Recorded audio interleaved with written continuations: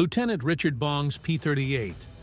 Lightning shuddered violently as 20-millimeter cannon rounds tore through the left engine cowling. At $18,000 FT above the Solomon Islands, he was alone, his wingman already spiraling into the Pacific Ocean below, trailing black smoke. The August 1943 sun blazed through his canopy as he threw the twin-boomed fighter into another desperate banking turn. But the Japanese Zero behind him matched the maneuver effortlessly, closing the distance with predatory precision. Bong had been trained at the best fighter schools in America. He knew every defensive tactic in the manual. Barrel rolls, split S's, chandelle, scissors maneuvers. He had tried them all in the last 90 seconds, and the Zero pilot had countered each one with casual efficiency. Now the enemy fighter was less than 200 watt-feet behind him, positioned perfectly in his vulnerable 6 C-fuse. Guns lined up for the killing shot that would send Bong to join his wingman in the ocean.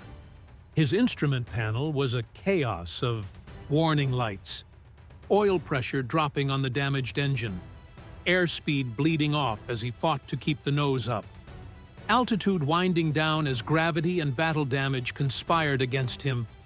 In perhaps 10 more seconds, the Zero's guns would finish what they'd started, and Richard Bong would become another statistic in the brutal arithmetic of Pacific air combat. Then, with death staring him in the face and no options remaining in the fighter pilot's playbook, Bong did something that every instructor had warned him would kill him instantly. He rolled the P-38 completely inverted, wheels pointing at the sky, and shoved the control stick violently forward. The Lightning's nose dropped toward the ocean in a screaming vertical dive. But Bong wasn't diving normally. He was plunging toward the Pacific upside down with blood rushing into his skull so fast that his vision turned crimson, and the instrument panel disappeared into a red blur. For 2 seconds that felt like an eternity. Richard Bong flew blind through negative G-forces that no training manual said his aircraft could survive. The P-38's twin Allison engines screamed in protest. Loose equipment and spent shell casings floated up from the cockpit floor and slammed into the canopy above his head. His oxygen mask felt like it was trying to tear itself off his face. Every blood vessel in his eyes felt ready to burst. When he finally rolled the aircraft right side up at 12,000 feet, having dropped 6,000 feet in those 2 terrifying seconds, the Zero was gone. Not just behind him, gone completely, vanished from the sky as if it had never existed. Bong circled cautiously, scanning every quadrant of the sky, but found nothing. The Japanese fighter that had been seconds away from killing him had simply disappeared. What Richard Bong didn't know in that moment, gasping for breath and wiping blood from his eyes, was that he had just accidentally discovered a maneuver that would change the entire Pacific Air War. A desperate, impossible, suicidal-looking trick that would break the Japanese Zero's reign of terror over Allied pilots and ultimately help turn the tide of the war in the Pacific. And within months, what began as one terrified pilot's instinctive panic move would become whispered fighter pilot wisdom that would spread across every airfield from Guadalcanal to the Philippines. This is the story of how American pilots learned to fly upside down to survive, and how that discovery transformed the deadliest aircraft in the Pacific theater from an unstoppable killing machine into a target that American fighters could finally beat. It's the story of innovation born from desperation, and of how the laws of physics ultimately proved more powerful than the most maneuverable fighter plane ever built. To understand why Bong's accidental discovery was so revolutionary, you need to understand just how completely the Japanese Zero dominated the Pacific skies in 1942 and early 1943. When American pilots first encountered the Mitsubishi A6M0 in combat, they couldn't believe what they were seeing. This Japanese fighter violated every assumption American military intelligence had made about enemy capabilities. The Zero could turn inside any Allied fighter with contemptuous ease. It could climb faster, fly farther, and operate at higher altitudes than anything the Americans had. In the early battles over the Philippines, Wake Island, and the Dutch East Indies, Japanese pilots flying Zeros were achieving kill ratios that seemed impossible. For every 3 Japanese aircraft shot down, the Allies were losing 9. In some engagements, the ratio was even worse. The aircraft itself was a masterpiece of lightweight engineering.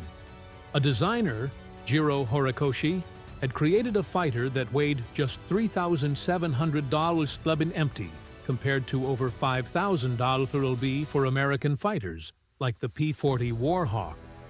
This weight savings came from radical design choices. The Zero had no armor plating to protect the pilot. The Pu fuel tanks were unprotected, lacking the self-sealing technology that American aircraft employed.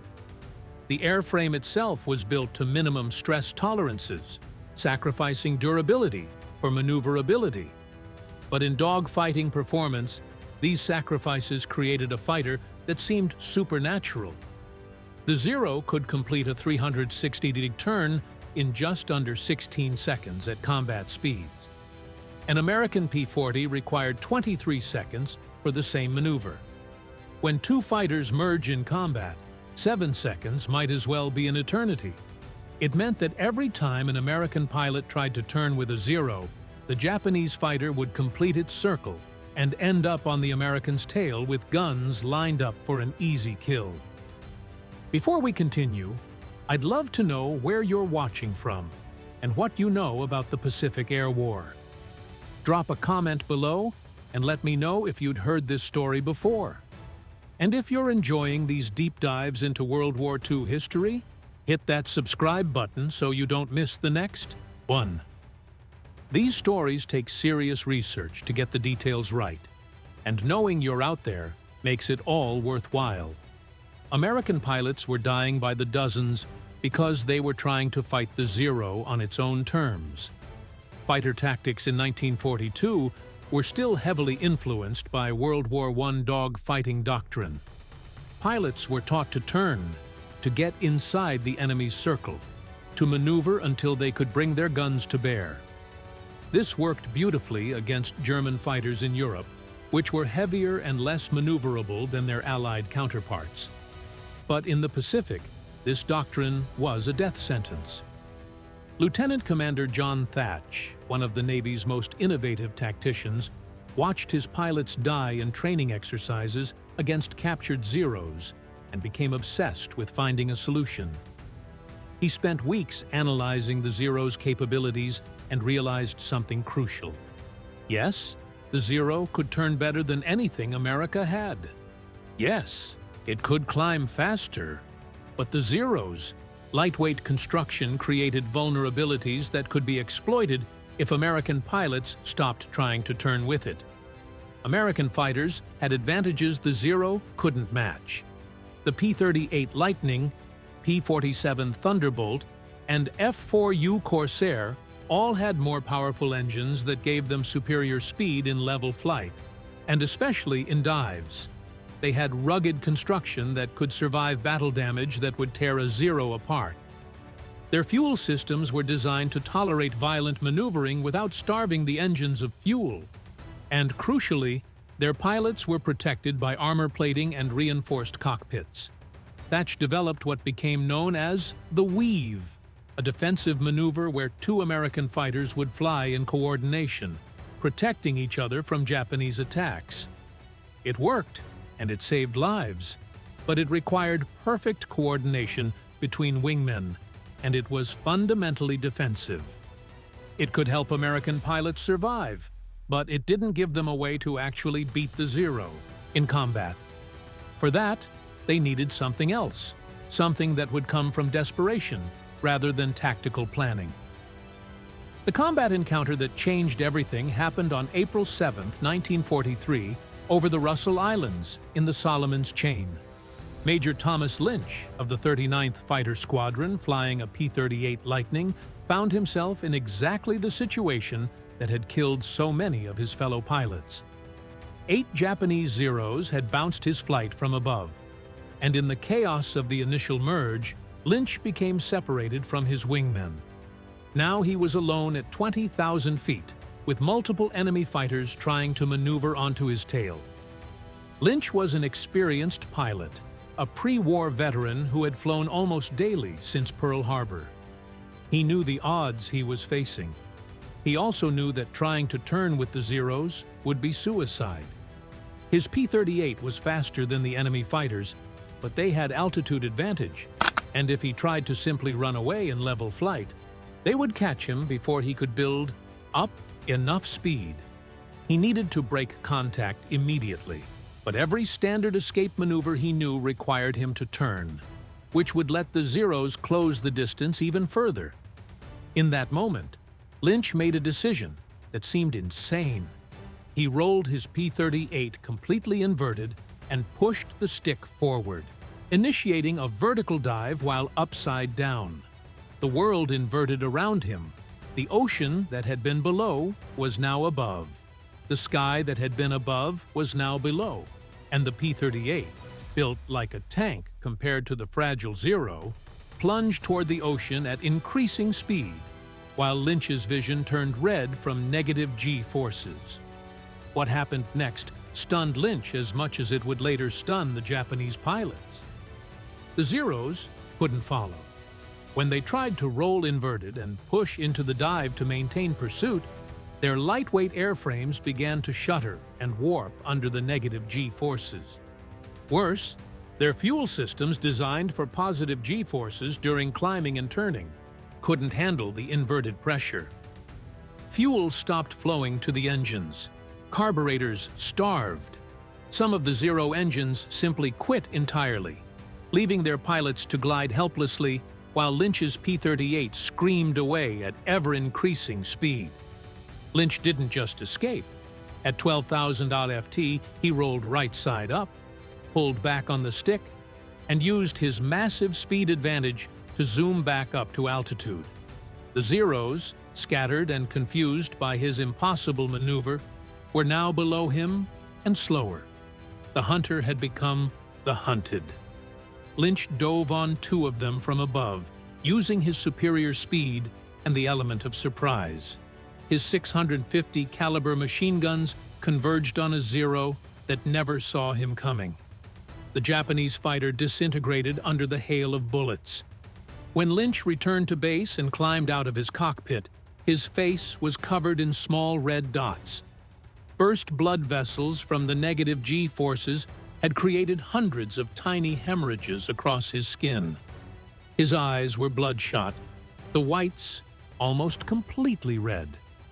He had a splitting headache that would last for 3 days. But he was alive, and he had just discovered something that would change everything. Lynch didn't keep his discovery to himself.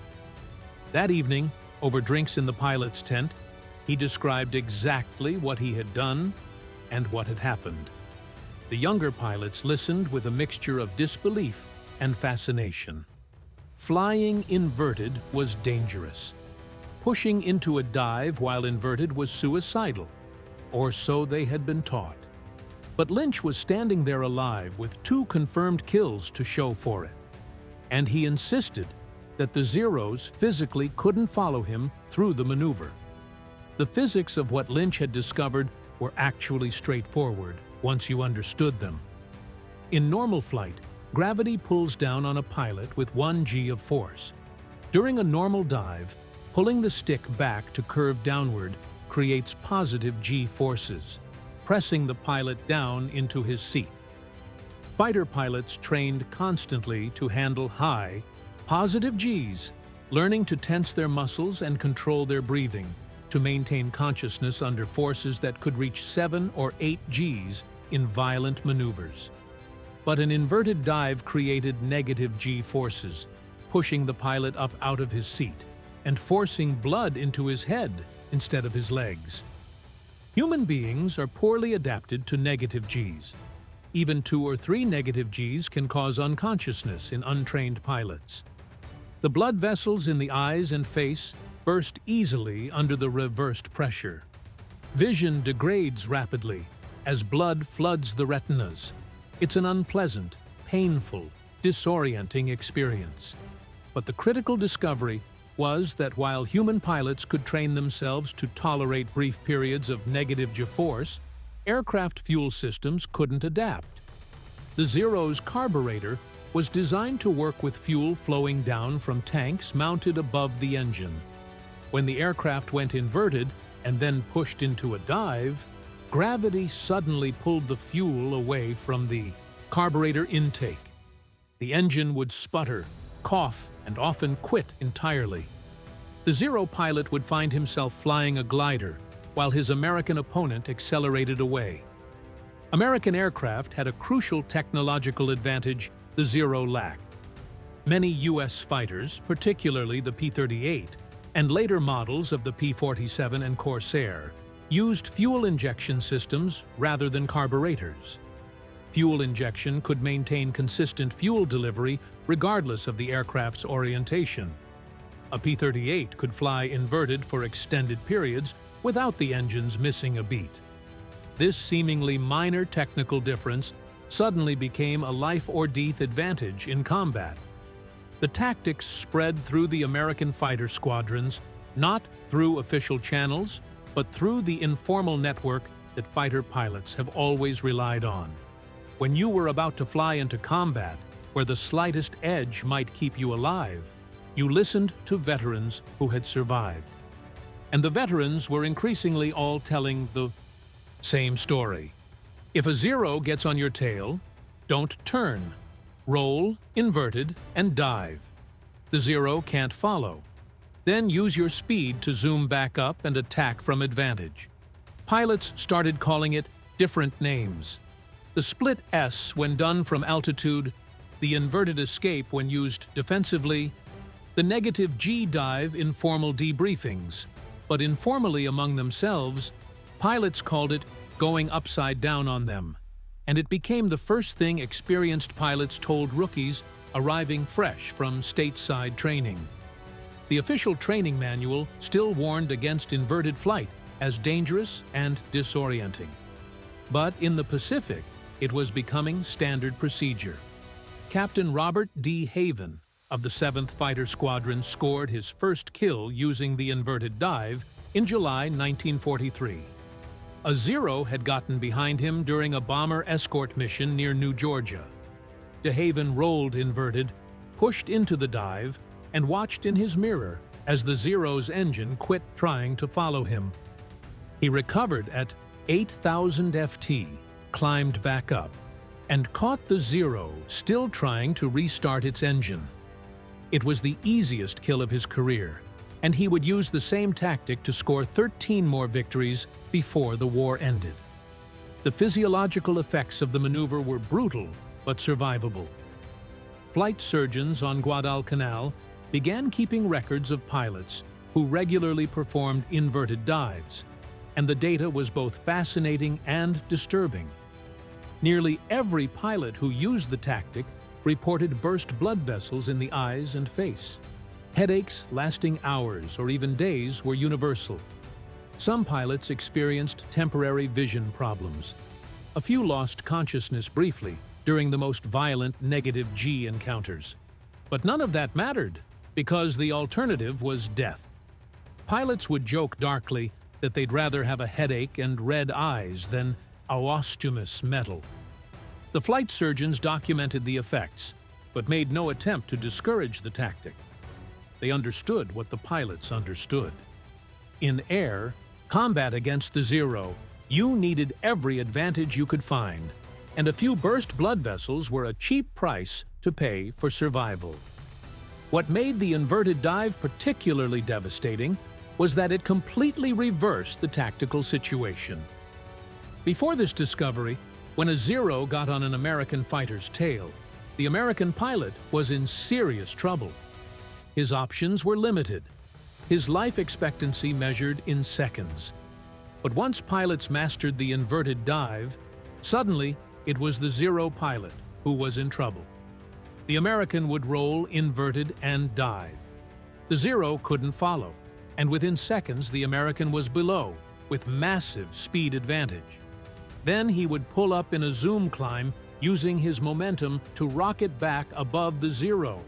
And now he was in the perfect attack position with the sun behind him. Japanese pilots were completely unprepared for this tactical revolution. Their training emphasized turning combat, exploiting the Zero's magnificent maneuverability to get inside an opponent's circle. They had been taught that American fighters were heavy and clumsy, that they couldn't turn or climb, that they were easy prey if you could just get into a turning fight with them. None of their training addressed what to do when an American fighter suddenly rolled inverted and disappeared in a screaming dive that their Zeros couldn't follow.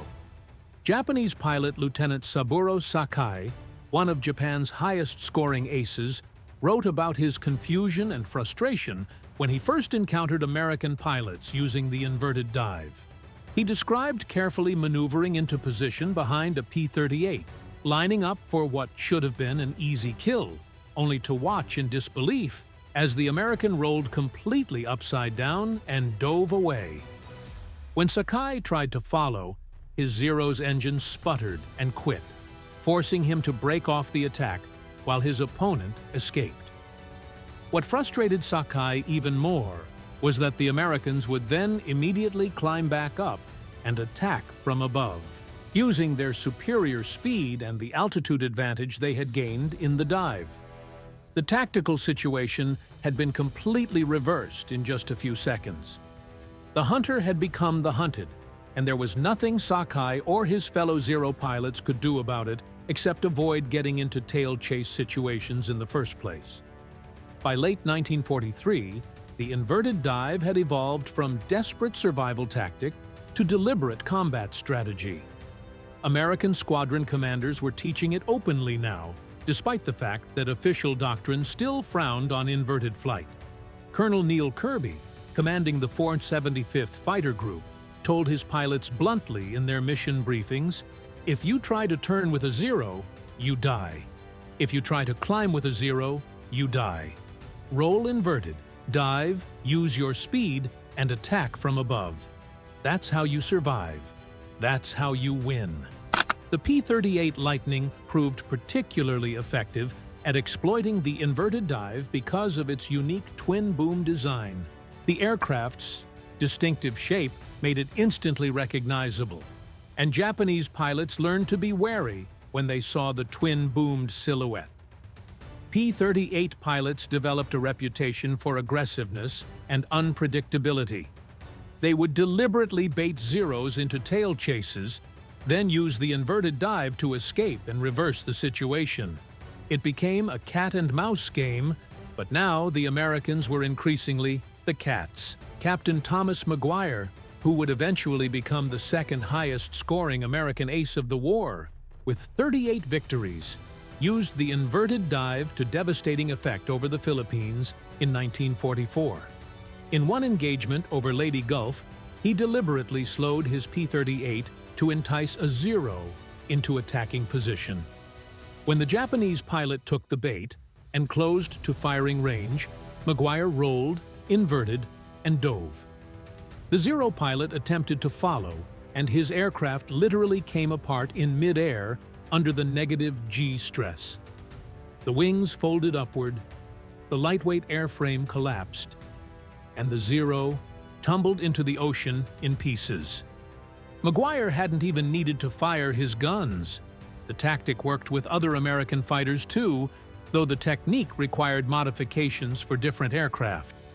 The F-4U Corsair with its massive Pratt and Whitney R-28,000 engine could perform inverted dives that were even more violent than the P-38s.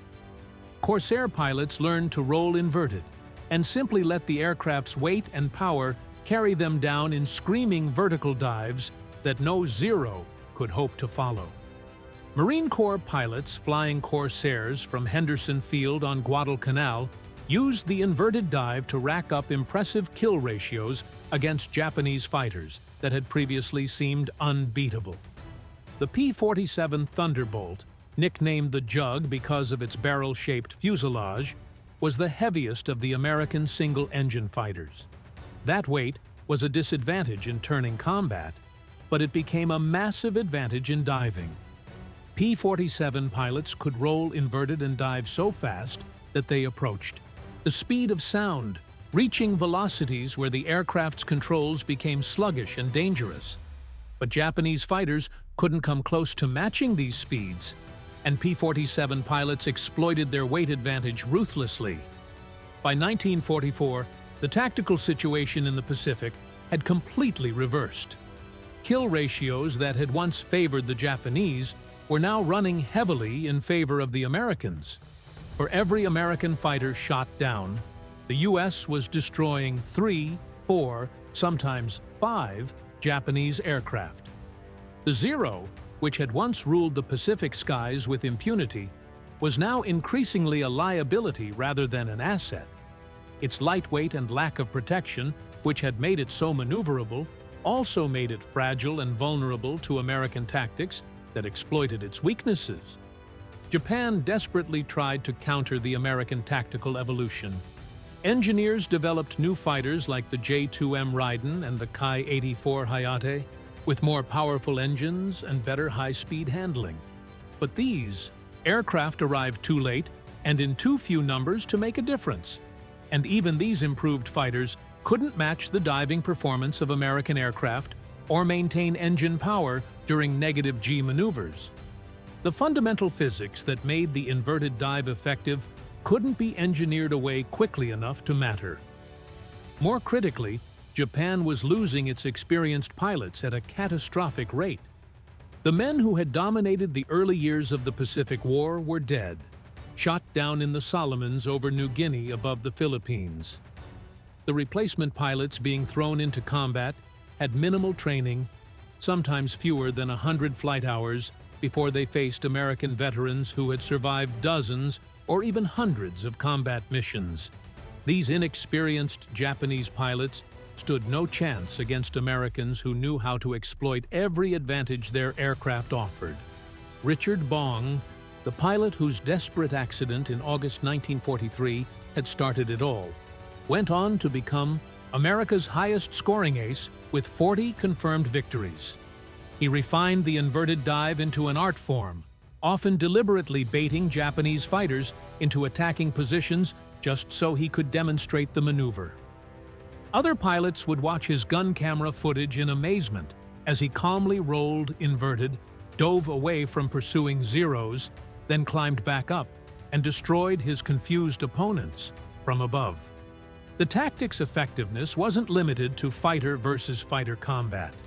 American bomber pilots adopted modified versions of the inverted dive to escape Japanese fighters that attacked their formations.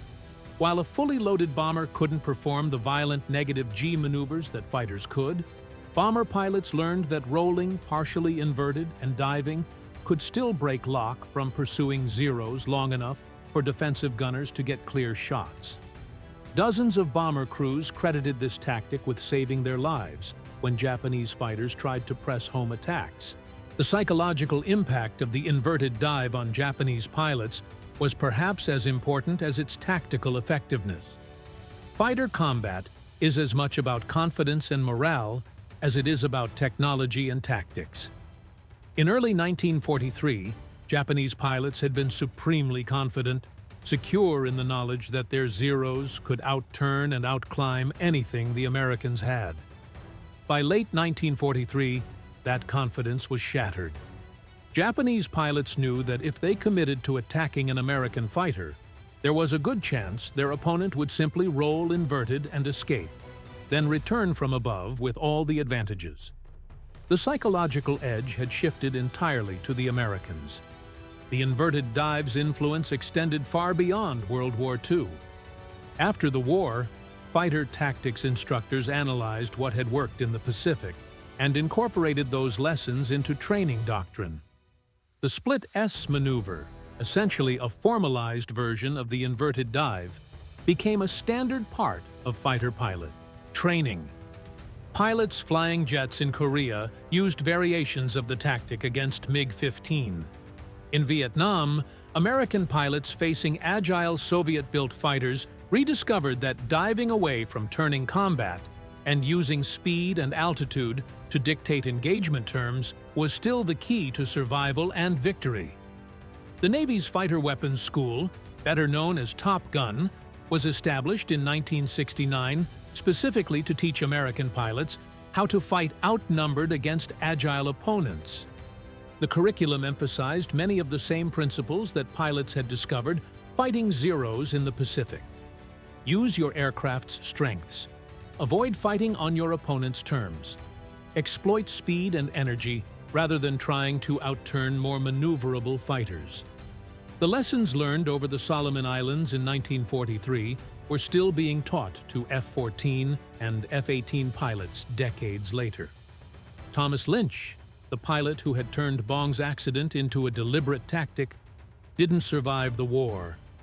He was shot down and killed over the Philippines in March 1944, not in air-to-air combat, but by anti-aircraft fire while strafing Japanese positions at low altitude. He was 27 years old. The inverted dive couldn't protect against ground fire, and Lynch died doing exactly what he had taught his squadron to do. Press the attack, take risks, and never give the enemy a chance to recover. His Medal of Honor citation credited him with 12 confirmed victories and praised his innovative tactical leadership. The inverted dive represented something profound about how wars are actually won. It wasn't a product of careful planning by generals or innovative designs by engineers. It was discovered accidentally by a desperate pilot doing something everyone had told him was impossible. It was refined through trial and error by men who had to learn fast or die. And it spread not through official channels, but through the informal networks that connect people facing the same deadly challenges. And it worked because it exploited fundamental physics that no amount of Japanese engineering could overcome. The story also reveals how narrow the line between victory and defeat can be in aerial combat. The Zero was genuinely an outstanding aircraft, and in the hands of experienced pilots, it was absolutely lethal. But it had vulnerabilities that could be exploited if opposing pilots could just figure out how. For more than a year, American pilots died by the hundreds because they couldn't crack the puzzle. Then, Richard Bong rolled inverted in a moment of desperation, survived by accident, and suddenly the puzzle was solved.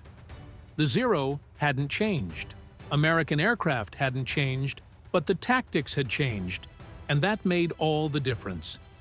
Today, a restored P-38 Lightning sits in the National Museum of World War II Aviation in Colorado Springs.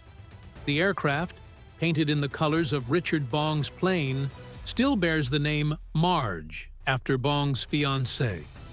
Next to it, museum curators have placed an information placard that describes the inverted dive and its role in turning the tide of the Pacific Air War. Visitors can look at that graceful twin-boomed fighter and imagine what it must have taken to roll that aircraft inverted 18,000 ft above the ocean and push into a dive that seemed certain to end in death. The Japanese Zero fighters that once dominated the Pacific are now museum pieces too. Restored examples displayed in aviation museums around the world. They're beautiful aircraft, elegant and purposeful in their design. Standing next to one, you can see exactly what made them so deadly and why American pilots feared them. But you can also see the lightweight construction, the thin aluminum skin, the minimal structure. Looking at a Zero with the knowledge of history, you can understand why this magnificent fighter couldn't follow American planes through the inverted dive that broke its dominance. The lesson of the inverted dive extends beyond aviation history into every field where innovation matters. Sometimes the solution to an impossible problem comes not from better equipment or more resources, but from someone desperate enough to try something everyone says won't work. Richard Bong wasn't supposed to survive that August day in 1943. He did something that violated every rule and every procedure, but he survived. And in surviving, he handed American pilots the key to defeating an enemy that had seemed unbeatable. The story is a reminder that in warfare, in technology, in any competitive endeavor, the advantage doesn't always go to whoever has the best equipment. It goes to whoever figures out how to use their equipment most effectively. The Zero was probably the better dogfighter right up until the end of the war. But American pilots learned not to dogfight. They learned to roll inverted, dive away, and use physics as their ally. They learned to fight on their terms rather than the enemy's terms. That lesson, born in desperation over the Solomon Islands, remains relevant in any conflict where opponents are evenly matched. Richard Bong survived the Pacific War with more aerial victories than any other American pilot. But he didn't survive the peace.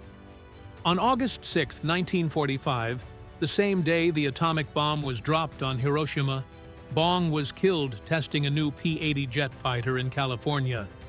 He was 24 years old. The irony of the timing wasn't lost on those who knew him. The man who had pioneered the tactic that helped win the Pacific Air War died on the day that ensured the war would end. He never got to see the full impact of what his desperate improvisation in August 1943 had accomplished.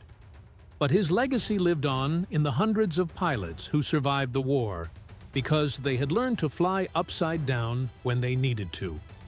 In the restored P-38s that fly at air shows today, occasionally performing the split S maneuver that Bong pioneered. In the fighter pilot training programs that still teach the same fundamental principle. Use your strengths, avoid your opponent's strengths, and never be afraid to do something that seems crazy if it might keep you alive. The inverted dive, born from one pilot's terror and desperation, became a piece of tactical wisdom that would outlive everyone who fought in the war that created it. The Japanese Zero was unstoppable until one American pilot accidentally discovered something that changed everything. That discovery wasn't a new weapon or a better aircraft.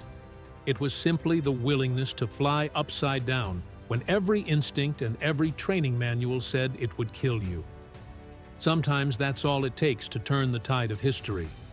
One person desperate enough to try the impossible and lucky enough to survive it.